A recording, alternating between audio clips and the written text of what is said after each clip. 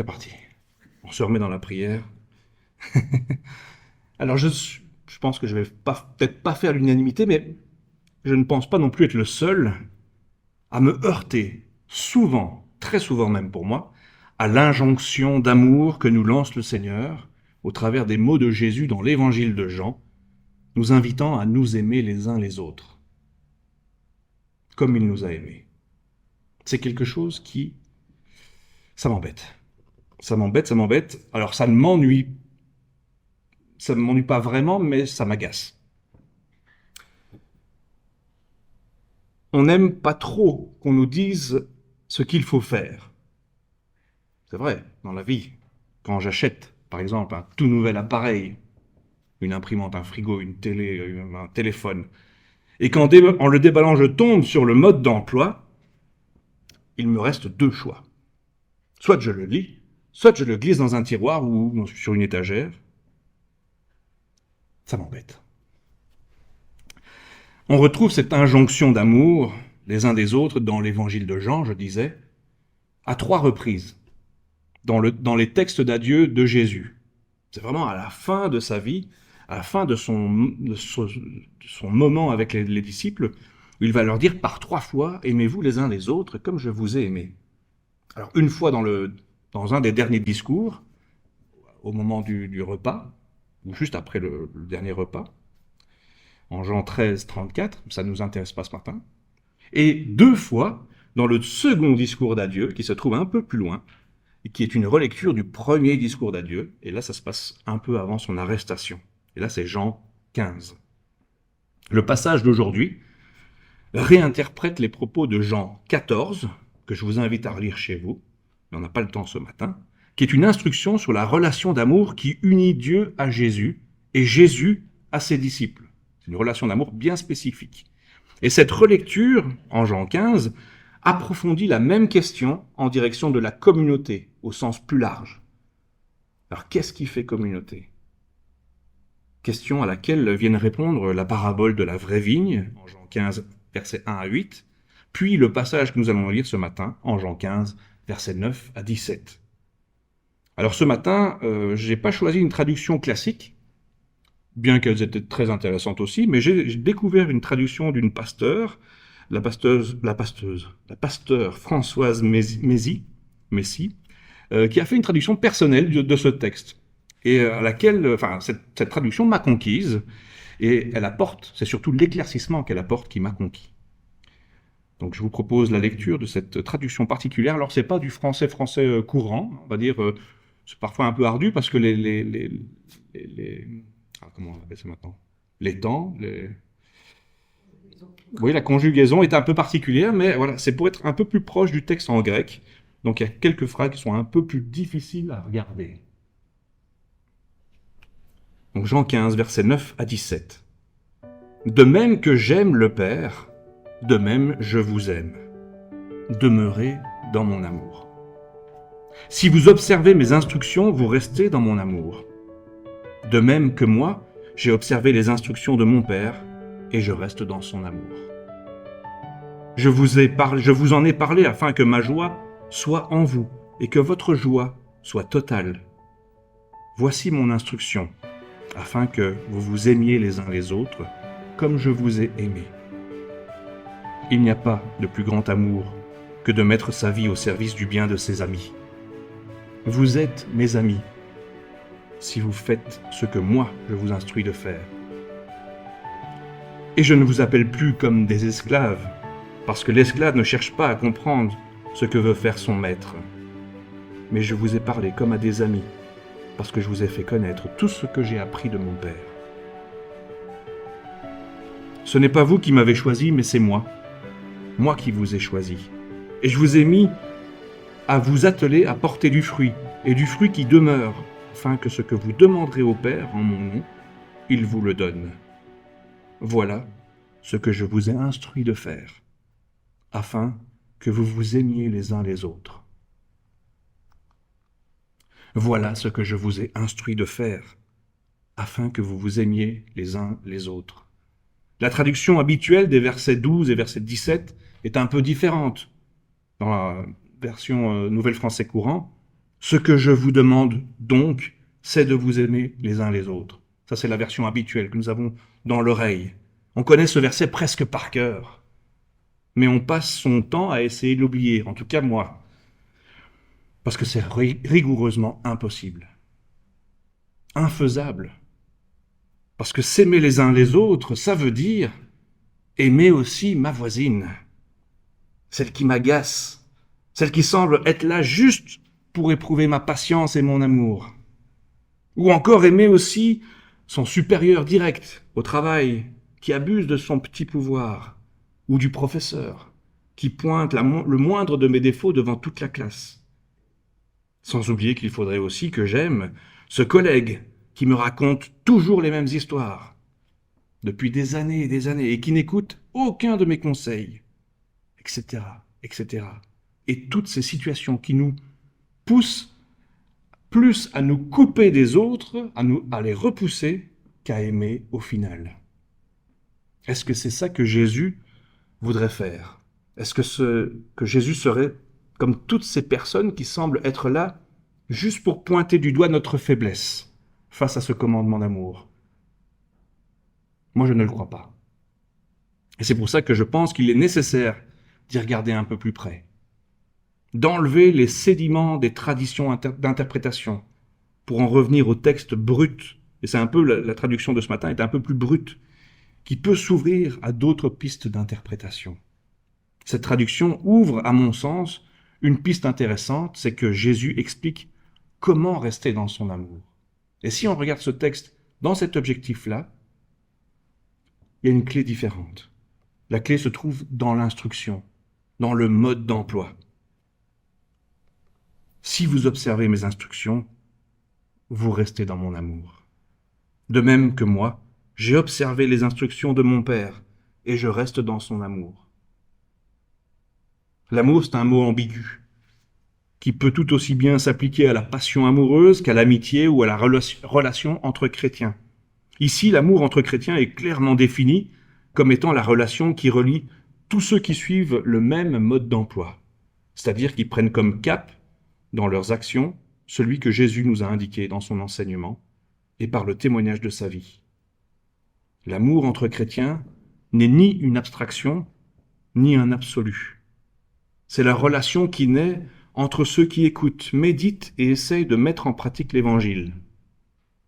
Alors, deux conséquences. Ça ne s'applique donc pas directement à ma voisine, ni à mon supérieur, ni au professeur, en tout cas s'ils ne sont pas chrétiens. Mais si ça s'applique, mais ce qui s'applique par contre à eux, ce sont d'autres passages, malheureusement. Comme exemple, la réponse de Jésus, qui donne au scribe qui cherche à le piéger, en lui demandant qui est le prochain dans l'injonction du Lévitique 19-18. Aime ton prochain comme toi-même. Vous vous en souvenez sans doute. C'est la parabole du bon samaritain au chapitre 10 de l'évangile de Luc. Ça ne solutionne vraiment pas mon problème avec ma voisine. Mais bon, voilà. L'injonction de Jésus à nous aimer les uns les autres peut s'appliquer aussi, par contre, ça c'est la deuxième conséquence, à tel ou tel membre de l'Église, qui lui aussi use de son petit pouvoir pour vous mettre des bâtons dans les roues. Parce que même si le consistoire lui a donné son accord, vous a donné son accord, pour votre initiative, lui pense qu'elle n'est pas bonne et qu'il est de son devoir de vous en empêcher. Là, je vous invite à relire Matthieu 18, versets 15 à 17, « Si ton frère a péché contre toi, etc. etc. » Voilà qui donne à l'amour fraternel toute son épaisseur. L'épaisseur de notre Nouveau Testament, en fait. Le mode d'emploi d'amour fraternel que Jésus nous a laissé est copieux. Et il est matière à réflexion, Il se lit et se médite dans la prière. Il se contextualise en fonction des situations. Bref, c'est un mode d'emploi vivant qui appelle une interprétation dans la prière avec l'aide du Saint-Esprit. C'est un mode d'emploi dont on vérifie si on a bien compris d'une manière très simple, comme nous l'indique le verset 11.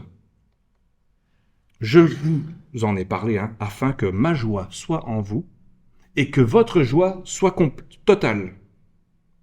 Ça élimine donc d'emblée une compréhension victimaire et sacrificielle de l'amour. Le problème, quand on lit les traductions habituelles de notre texte, c'est qu'on l'écoute à la lumière de la passion et de la mort de Jésus qui suivent le passage. Mais au moment où Jésus parle à ses disciples, nous sommes avant la Pâque immanquable.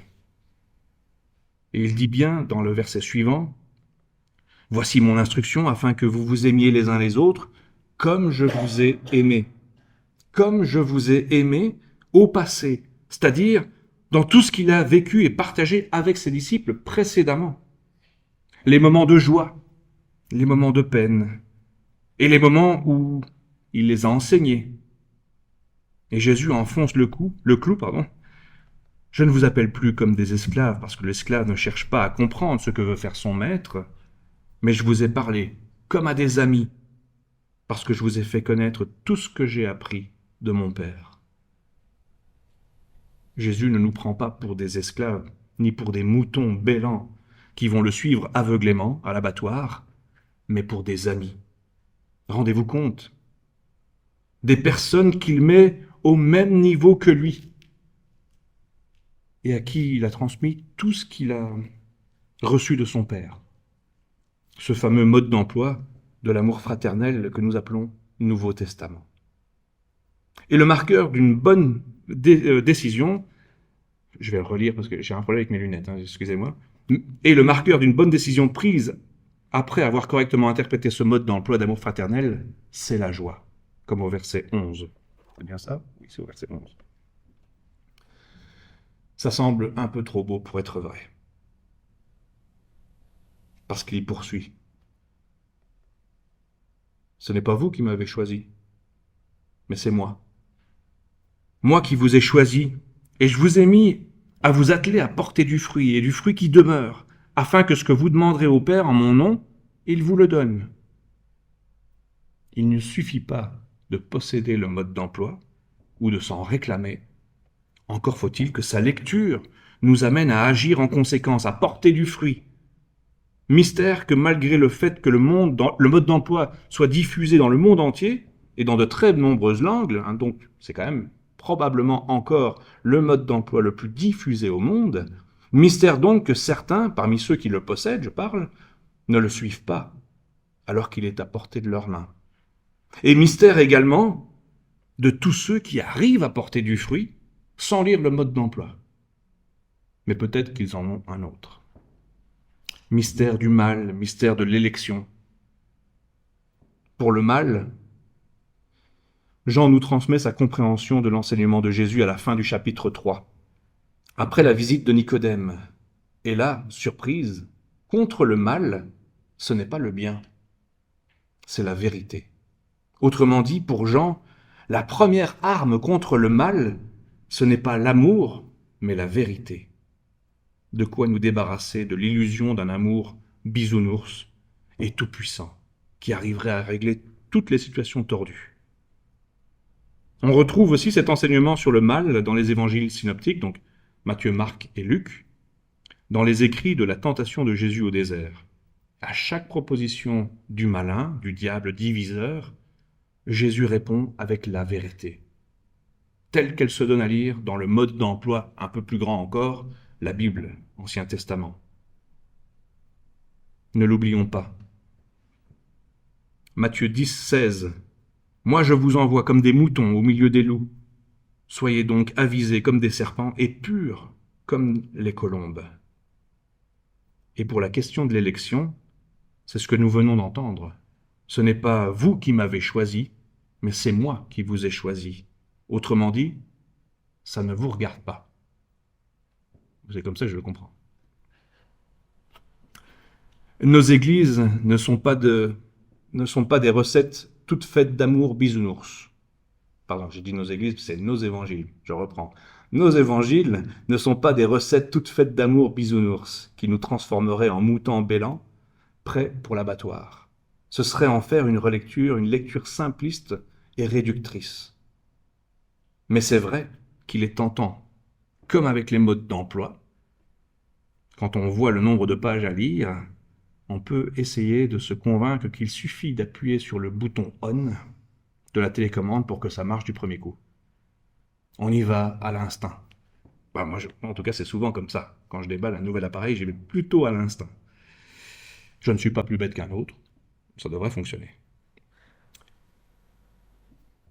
Et quand ce qu'on a à faire n'est pas trop compliqué, c'est vrai que ça peut suffire. Mais le jour où on tombe sur une manipulation compliquée, c'est-à-dire dans la vraie vie, quand on se retrouve face à un conflit de valeurs, à un problème éthique, ce jour-là, on sera bien content d'avoir passé du temps à travailler le mode d'emploi pour pouvoir ouvrir des pistes de solutions pour notre problème. Je reprends encore un exemple personnel. Avant d'avoir eu mon permis de conduire, il y a déjà quelques années, j'ai dévoré le mode d'emploi de la voiture de mes parents. Je dévorais, je connaissais toutes les pages presque par cœur. Puis quand j'ai eu ma première voiture, avant même d'avoir le permis pratique où je pouvais rouler sur la route, j'avais déjà acheté une première voiture, j'ai lu et relu ce mode d'emploi 100 fois, 1000 fois. Et les années passant, je n'ai plus jamais ouvert un mode d'emploi des autres voitures. Sauf cas de force majeure, hein. Évidemment, c'est arrivé quelques fois pour trouver un petit détail, un fusible ou quelque chose. Et comme dernièrement d'ailleurs, un ami me prête sa voiture, une très belle voiture, et j'arrive devant la maison, je ne sais pas passer la marche arrière. Donc je prends mon courage, j'ouvre le mode d'emploi, je cherche marche arrière, et c'est pas diffusé, enfin c'est pas écrit. Donc réflexe, j'ai ouvert YouTube, j'ai cherché un tuto pour voir comment passer la marche arrière sur ce type de voiture. Donc voilà. Je vous laisse donc avec cette question. Quelle place est-ce que je choisis de réserver dans ma vie à la lecture, à l'étude, la méditation et l'interprétation de la Bible? C'est pour nous, protestants, le cœur de notre spiritualité, la Bible. Alors caché dans un tiroir, bien rangé sur l'étagère de la bibliothèque ou ouvert sur le plan de travail? Est-ce que j'attends d'en avoir besoin? Ou bien est-ce que je m'appuie sur la connaissance des autres, comme pour moi avec YouTube? Ou bien je m'y plonge afin de trouver le ou les moyens de demeurer dans son amour, afin de pouvoir aimer mes frères et sœurs, et plus largement encore, peut-être ma voisine.